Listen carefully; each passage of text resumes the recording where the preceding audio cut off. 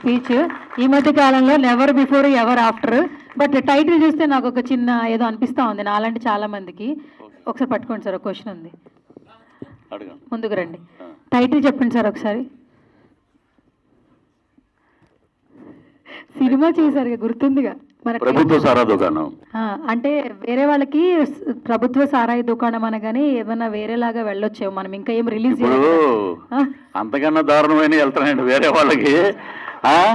నేను నిన్నే కొన్ని యూట్యూబర్స్ ఉన్నారు, కొంతమందిని చూస్తే మహాదారుణం, బూతులు డిక్షనరీలు ఉన్నాయి, కానీ ఇది ప్రభుత్వ సారా దుకాణం. 1942 ఒక గ్రామంలో అనగానే నేషనల్ అవార్డు ఇచ్చారు. ప్రభుత్వ సారా దుకాణం ఇదేంటిది, ఏదో ఉందో కూర్చోబెడతారు జనాల్ని. So it is a commercial hit cinema.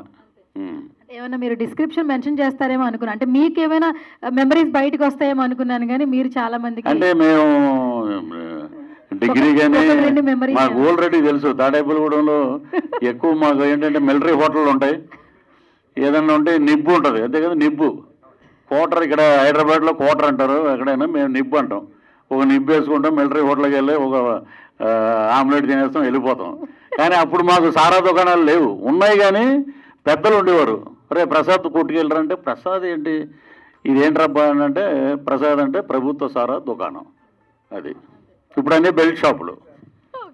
అది థ్యాంక్ యూ. ఈ మెమరీస్ ఏమైనా లాగుదాం అనుకున్నాను కానీ లేవు, ఆమె సారా తాగే మెమరీ లేదు.